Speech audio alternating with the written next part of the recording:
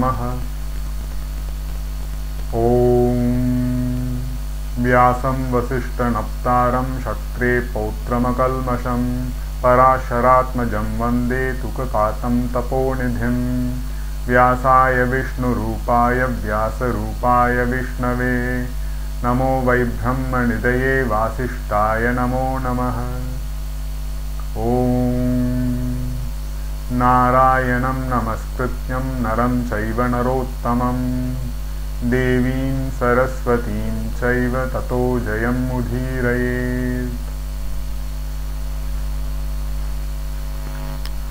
Welcome to the Adi Parva, the beginning of beginnings of Mahabharata.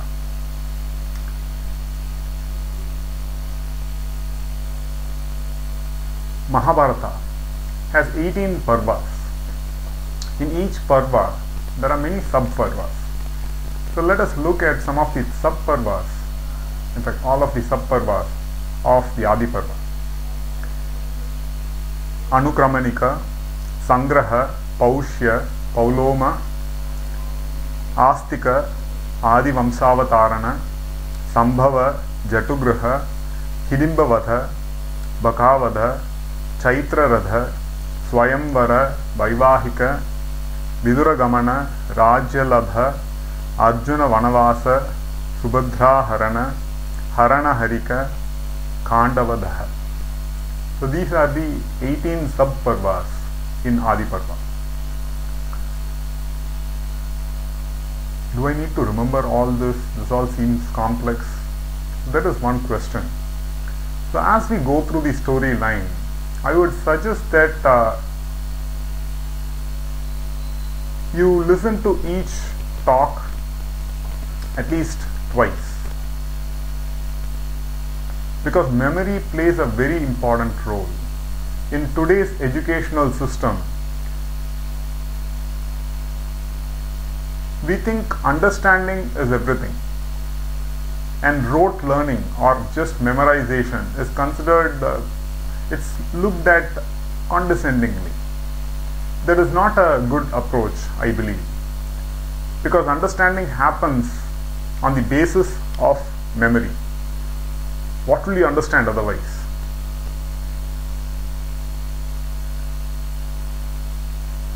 So memorization of the storyline also becomes very, very important, because to be able to understand why a particular character acts a certain way in a certain time and context, you would need to be able to relate it with previous actions and the previous storyline,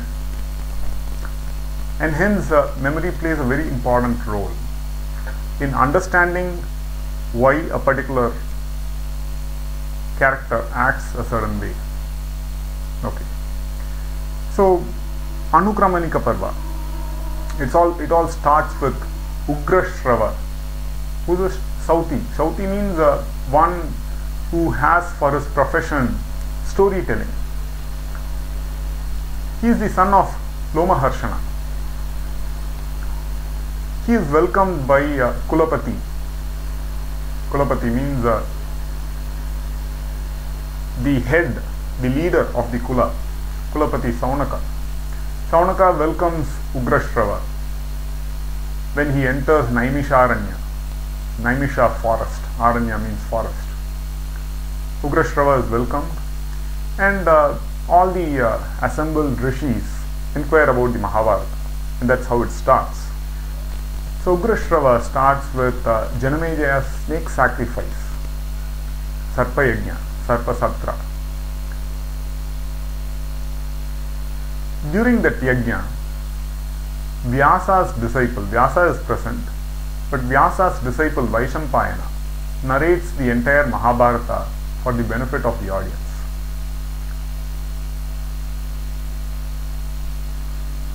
Vyasa is called Krishna Dvaipayana. Krishna means dark one. Dvaipayana means one who is born in a Dvipa. Dvipa means an island. So Vyasa is the title given for a compiler of the Vedas. He compiles the Vedas. In fact, we celebrate Guru Purnima in Sri Vyasa's memory. Right.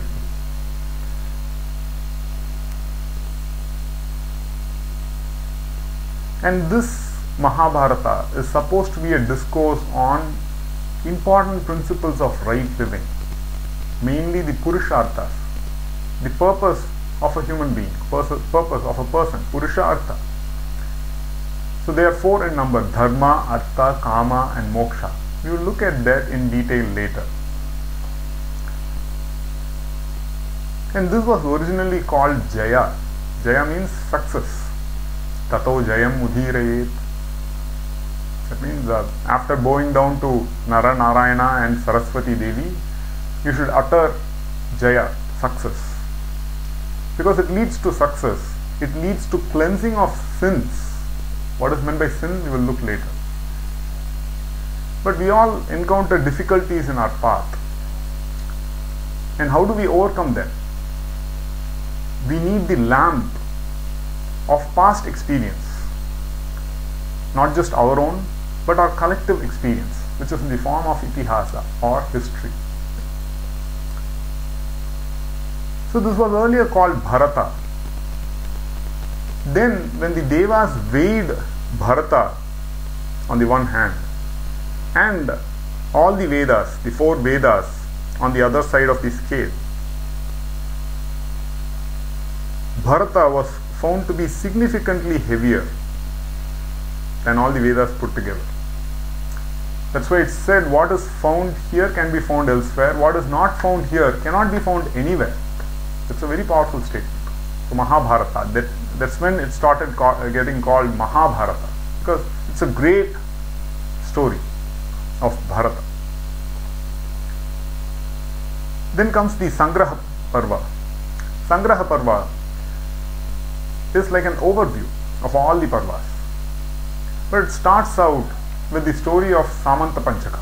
Samanta Panchaka is the lakes near which the war of Mahabharata was fought, the Kurukshetra. Samanta Panchaka has a very wonderful history. It is said Rama, today is Rama Navami, not this Rama, not Dasaratha Rama, but Parashurama, another incarnation of the great Mahavishnu. Parashurama is also called the Bhargava. Bhargava means one who is a descendant of Bhrigu. Pandava means a descendant of Pandu. Kaunteya means a descendant of Kunti. Likewise, Bhargava, Rama. Dasharatha Rama is Raghava, descendant of Raghu, not Bhargava. So this is Bhargava Rama. So Bhargava Rama, he exterminated the Kshatriyas 21 times, and all the blood he collected in pools of 5 lakes, and he propitiated his ancestors. His ancestors said, "Stop this bloodshed now, we bless you." And he asked for a boon, that let this place become a holy Tirtha Sthala, a place of pilgrimage. And that's how Samanta Panchaka became an extremely holy place. Then comes the Paushya Parva. Paushya is a king who is a contemporary of Janamejaya, a friend of Janamejaya. Janamejaya conducts a sacrifice in which his brothers ill-treat a dog, which happens to be Sarama. Sarama is the celestial bitch, Sarama's son, and hence Sarama curses Janamejaya, saying, "You will find ill luck." Janamejaya is not happy with this curse, so he finds for himself a spiritual preceptor, a guru, who is Somashrava, who is Shrutashrava's son. So Somashrava has this habit of giving anything that a Brahmana asks. When this condition is laid down to Janamejaya, he says, "No problem, let it be so." and hence Somashrava becomes the spiritual master of Janamejaya. Parallelly, there is the story of Ayodhya Dhaumya. Dhaumya has 3 disciples. Aruni of Panchala is one such disciple, and he is sent to prevent the breach, the leak of water in the fields. He goes there, he tries hard, he does not succeed, so he places himself, his body, right there and plugs the leak. Evening happens, they are all worried. The master comes to look for his disciple. He says, "Oh Aruni, where are you?" Aruni replies, "I am here, master. I am plugging the breach in the water course, plugging the leak." The master is very happy. "Okay, you are a very good student. I bless you that let all the Vedas and Dharma Shastras shine in you." And he sends him on his way. So he is graduated. That's his graduation day. Final test. Then comes Upamanyu. Upamanyu is sent to take care of cattle. So he goes, takes care of cattle. When he returns back, he is still hale and healthy.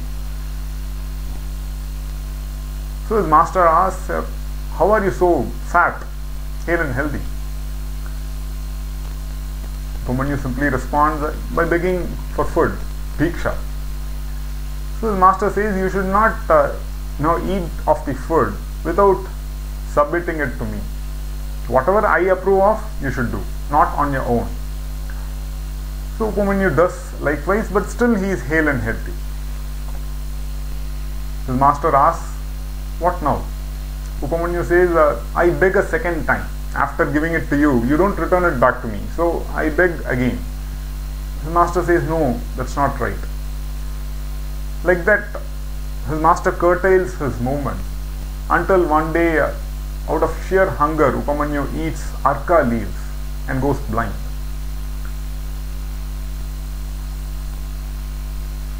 Then his master tells him to pray to the Ashwini Kumaras, who give him a cake, and he offers that cake to his master, and his master blesses him that let all the Vedas and Dharma Shastras shine in you, and he regains his eyesight. He is successful in his endeavor. Then comes Veda. Veda likewise undergoes a lot of tests, and he is also successful. Veda acquires some disciples, out of which one prominent one, who is very important to the storyline, is Uttanka. Uttanka is very well taken care of by his master, because his master suffered at the hands of his master. He does not want to transfer that to his disciples. So Uttanka has a very good time. He learns all the Shastras, is prolific. Then Veda has to go out on an errand, and he makes Uttanka in charge of his family, his household. During that time, the women of the household feel that it is season and Uttanka should satisfy their desire of having a child. Uttanka refuses. Veda hears about this and is happy. He blesses Uttanka. And when Uttanka says, "I want to do something, I want to give a Gudakshina," Veda asks him to inquire with his wife, Veda's wife. So she asks for the queen's earrings. So Uttanka proceeds on his way to the king, who happens to be Paushya. That's why the Paushya Parva. So he, on his way, he encounters a huge man on a huge bull. The man says, "Eat of this bull's dung and drink its urine." Uttanka refuses. But the man says, "Your master did so. You also do so." So just to be obedient to his master, he does it, goes on his way, reaches Paushya's palace. Paushya says, "You can inquire of the queen if she is willing, take it." So he goes to the queen's quarters, but he does not find anybody. So he comes back, he's a bit annoyed with the king. The king says, are you defiled? Uttanka remembers, yes. And then he does Achamana, he cleanses himself with water. And then again when he goes, he perceives the queen. The queen is so subtle. She gives him his earrings, but tells him that the Naga king, Takshaka, is behind these earrings. So be careful.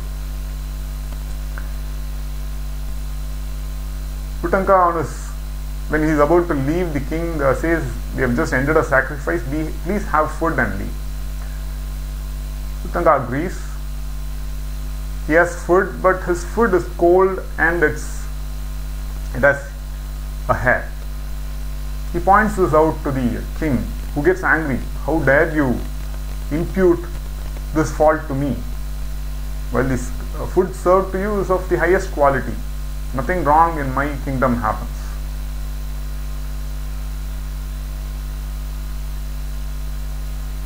And there is a mutual curse, back and forth, and Uttanka departs. So Uttanka on his way back finds a beggar who appears on and off. And when Uttanka has to rest somewhere, this beggar, who is Takshaka disguised. Takshaka is the Naga king, snake king. The snake king takes away the earrings, disappears into the ground. Now Indra helps Uttanka, which is with his thunderbolt, Vajrayuda. And Uttanka is able to pursue the Naga king into the Nagaloka. There he sees beautiful palaces, and he's a poet. He's a trained Vedic scholar. So he praises the entire region, all the Nagas and so on. They are all happy with it, but still Takshaka does not return the earrings, for which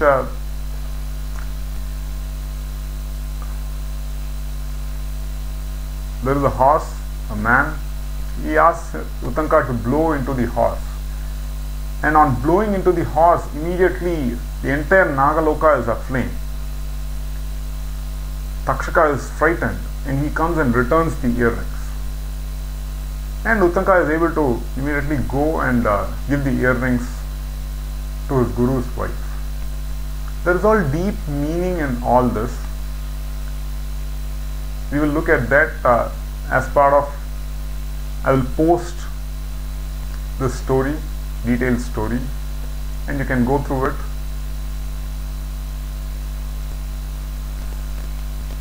Uttanka is unhappy with Takshaka because he was about to be cursed by his guru's wife just because of Takshaka's interference.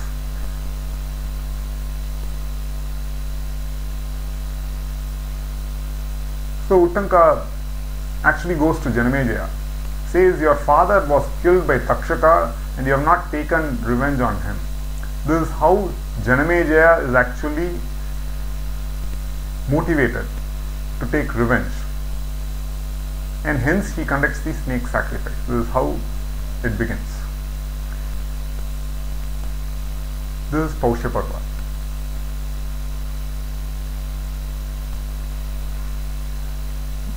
Next comes the Pauloma Parva. Pauloma Parva describes the Bhrigu's lineage. So Bhrigu marries Puloma, after which it is Pauloma. Marries Puloma, and a Rakshasa named Puloma actually carries her away with Agni as his Sakshi. Puloma delivers in the meantime to Chavana, and Chavana in his splendor burns the Rakshasa into ashes.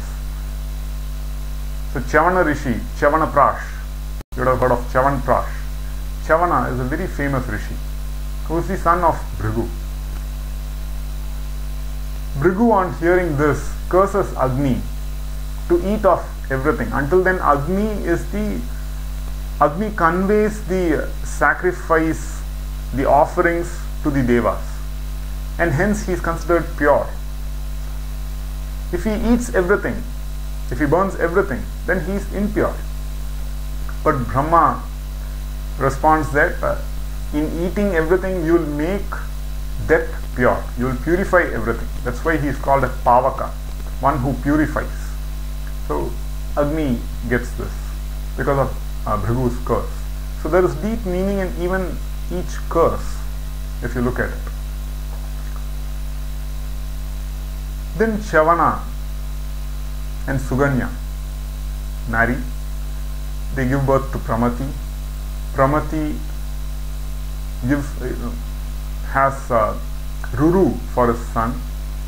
Ruru has Pramadvara as his wife,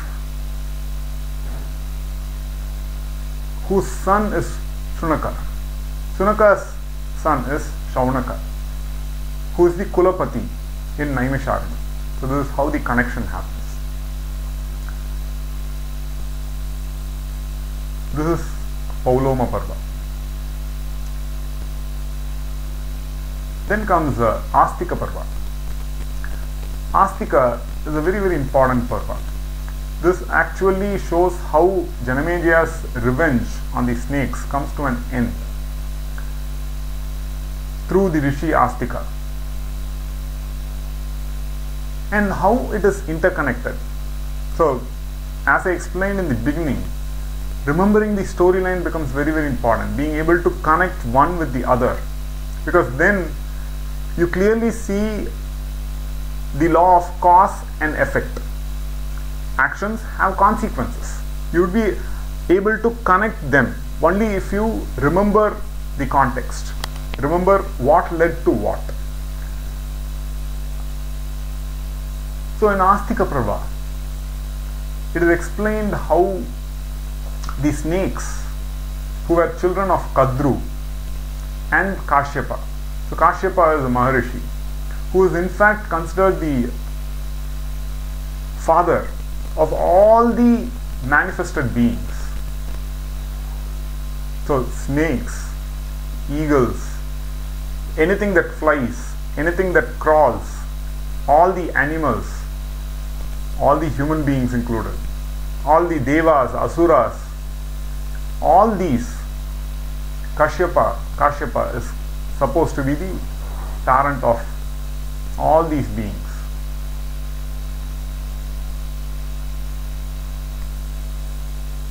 So Vinata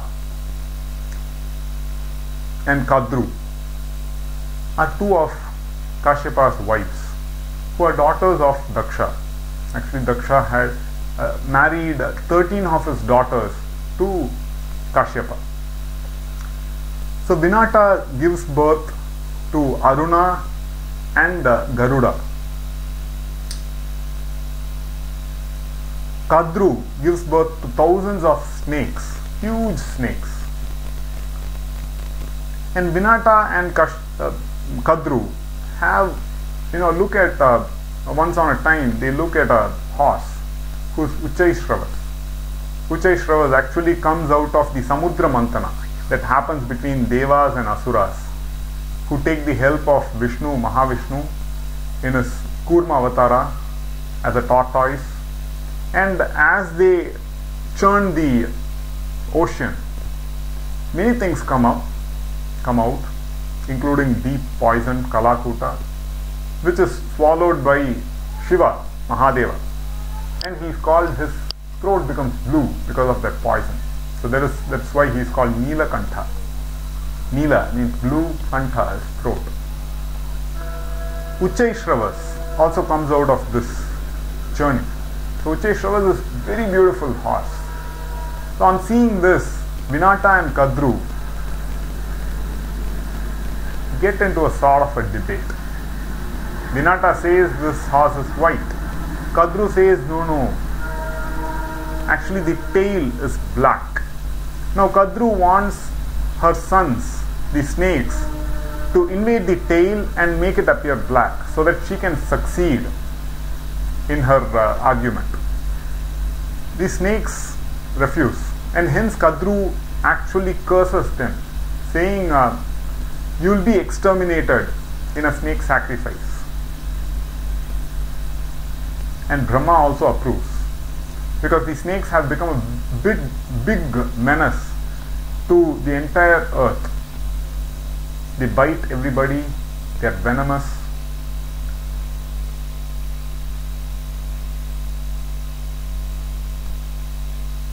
So the snakes, having been cursed, do not want to further infuriate their mother, and hence they go and make Ucheshrava's tail appear black, and Vinata loses. And the penalty for losing is that she has to be a slave, and hence Garuda is born a slave. She becomes a slave because of Aruna, who is the first son of Vinata, his curse. Because Vinata, in her anxiety and hurry, opens the egg while it is half-born.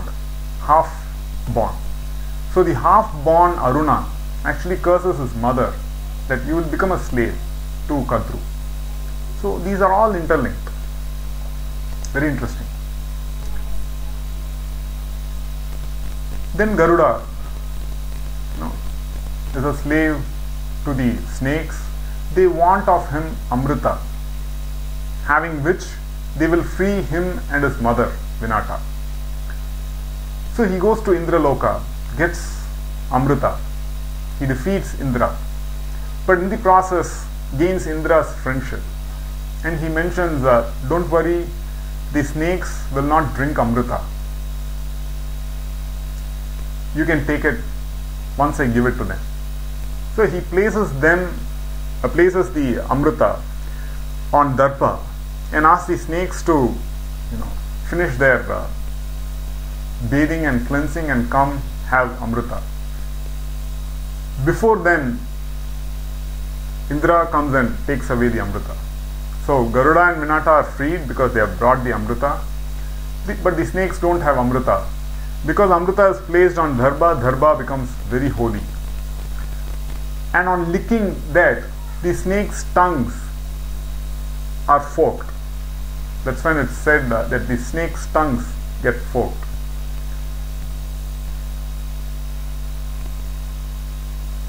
So in order to help overcome the curse given to the snakes, it is said by Brahma that a rishi named Jaratkaru, the son of that rishi, will be able to help overcome this curse. So that rishi is Jaratkaru. He is a terrific tapasvi.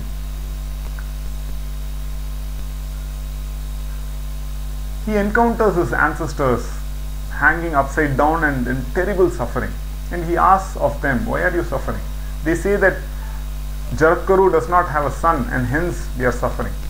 So he agrees to marry a wife of the same name. Now Vasuki, the great Naga king, his sister is also Jaratkaru. So he gives his sister Jaratkaru in marriage to the sage Jaratkaru. And once on a time, Jaratkaru feels insulted by his wife, and hence he decides to leave. For which she asks what happens to our child. He responds, there is. And hence Jaratkaru's son is named Astika. Astika means there is. Because his wife is not sure whether there is in her womb a child or not. For which Jaratkaru has responded, there is. And hence Astika. Now Astika actually goes to Janamejaya's sacrifice and stops the Sarpa Yajna that is happening there with his wisdom, tremendous wisdom. Janamejaya gives his words, and Takshaka is about to fall. Very great snakes have fallen into the fire. Takshaka hides in Indraloka. He is about to fall, but because of his boon given by Janamejaya to Astika, he spared his life. So this is Astika Parva.